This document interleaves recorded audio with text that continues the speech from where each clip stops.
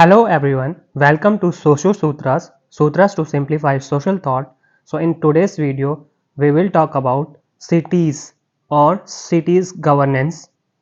This article, Empowering Our Cities, was written by Nitin Desai, and this article was published in the newspaper Business Standard.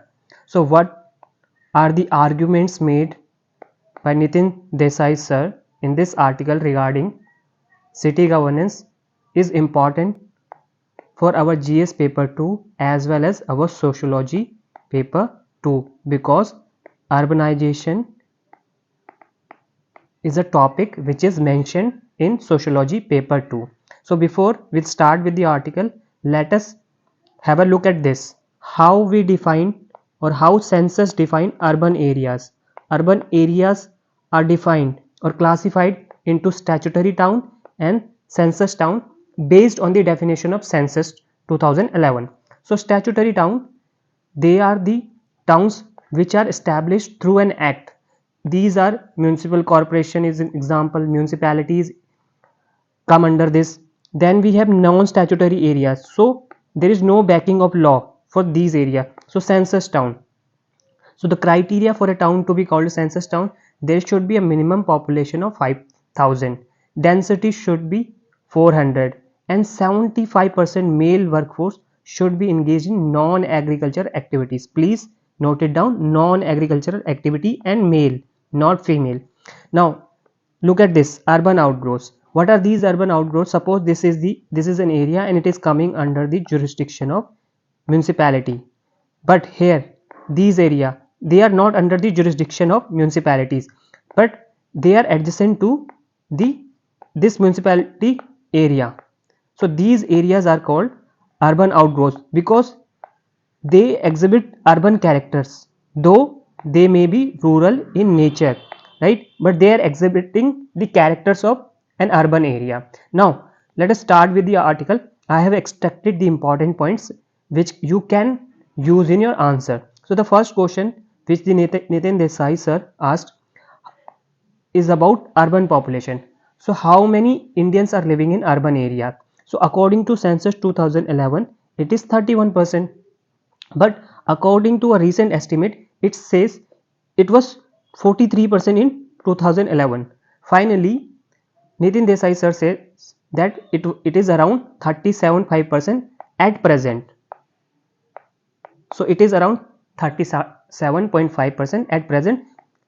So 550 million out of 1.4 billion population Indians, they are living in urban areas. So this is the first argument, how many Indians are living in urban area. Now in second point, issues, we will look at the issues. So people do not have a say in management and development of cities and town, though they have right to vote. They have right to vote, but they do not have any say in the management and how cities will be developed. So they are partially disenfranchised, right? Author says they are partially disenfranchised because they have the voting rights, but they do not have any voice in the management and development of cities, town, etc. Then this municipal council, it lacks fiscal independence, right? So they have very limited financial resources, and GST took away their power of levying entertainment tax and entry tax, which is called as octroi. The next issue related to these local bodies is that bureaucrat is deciding everything. Bureaucrat is determining which program and policy will be implemented for the development of cities and town.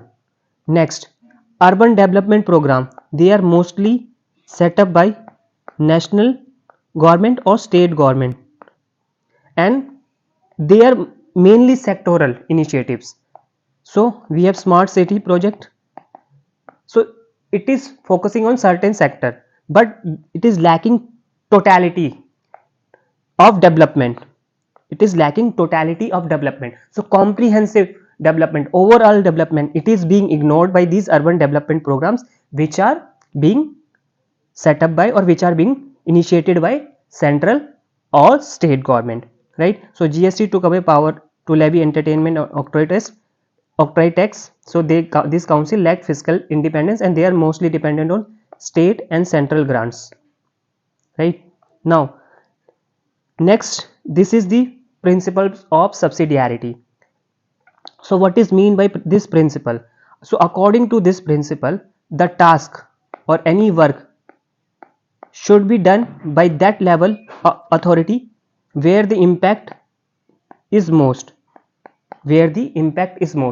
so suppose if something can be done at the local level, it should not be done by the state government.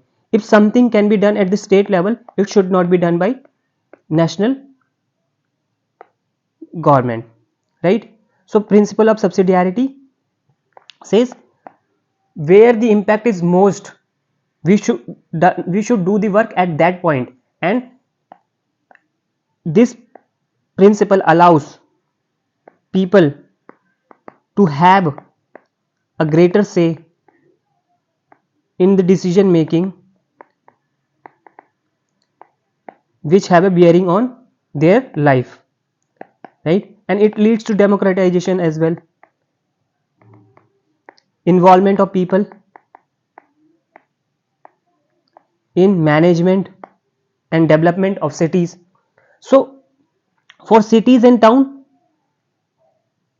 municipal authority should be the authority where who will be taking the decision for implementing policies and deciding which programs should be started and which program should not be started.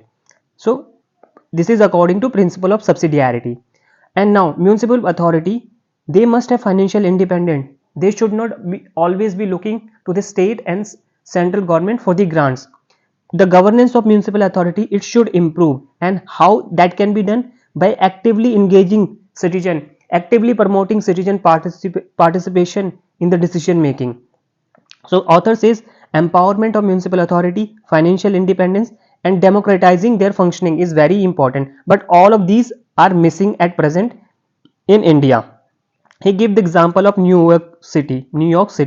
So in New York City, elected mayor has more say, has more power than elected governor, and this we can emulate in India. So elected mayor should be given important power. He should not be just ceremonial figure. Now coming to next point, effective municipal governance can be ensured if they are less dependent on higher authorities for support, for financial grants and other aid, right? So it should be independent. Municipalities, they can become effective only if they are independent in most of the areas. Now next, the author talk about the steps which have been taken till now. So 73rd and 74th constitutional amendment, it gave constitutional status to local bodies, municipalities and panchayat both. Then article 280 was amended and it allowed greater transfer of fund to consolidated fund of state, so that resources of panchayat and municipalities can be augmented. To augment resources of municipalities and panchayat, article 280 was amended, which led to greater transfer of fund to central fund, consolidated fund of state, to augment the resources of panchayat and municipalities. Please remember this. Then 13 Finance Commission, it made the grants relatively unconditional. So there was no condition attached when these local bodies get grants from center or state. Next steps which was taken, 15th Finance Commission, it increased the share of local bodies to 3% from central divisible pool of taxes.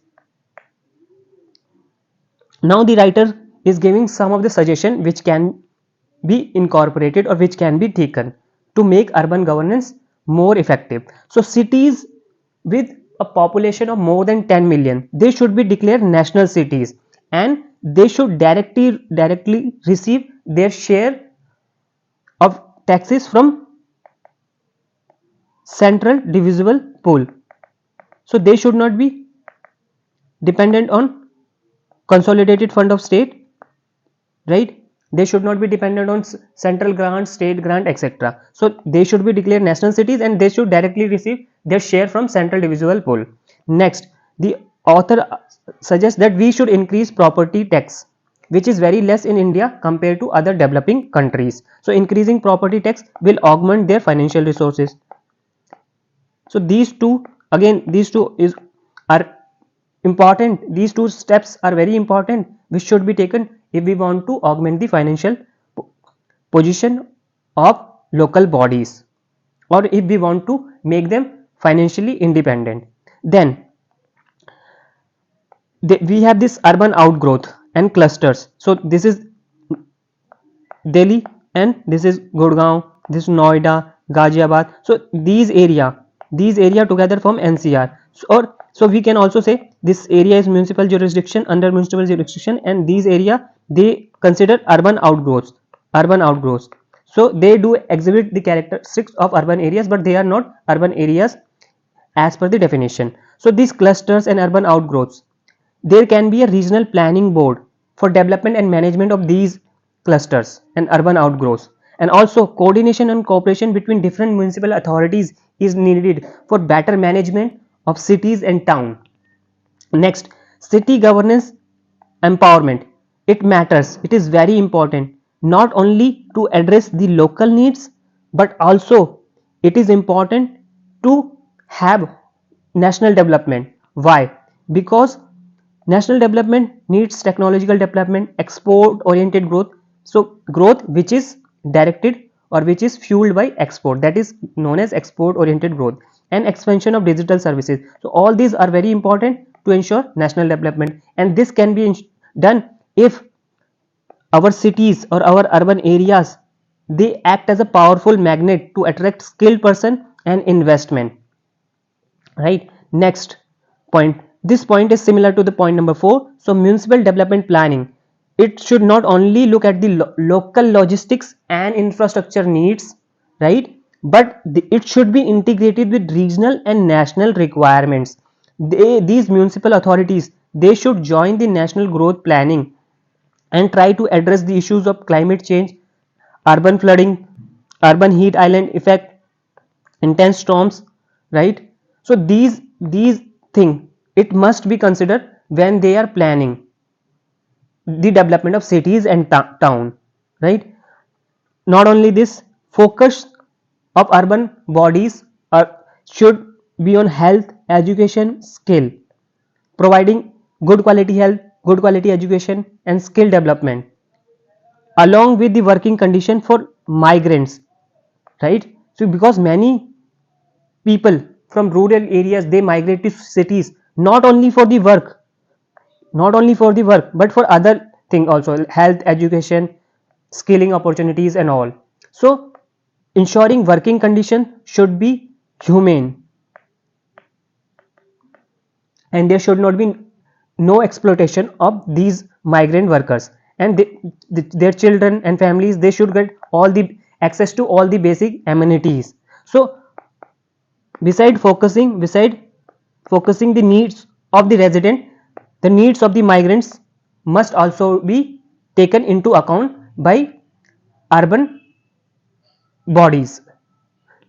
And in the conclusion, you can write, city empowerment should be part of our long term national development strategy. So whatever suggestion the writer has given, you can write these suggestions in your sociology paper also without any hesitation. And these steps can be written in your sociology answers.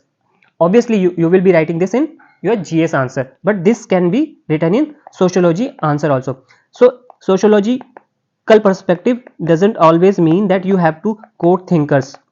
When you do not have thinkers related to a particular topic, you write these points, and this will help you to gain that extra marks, right? So I will make a video whereby I will be talking about thinkers related to urbanization. So this is all for this video. Keep learning, keep watching. All the best.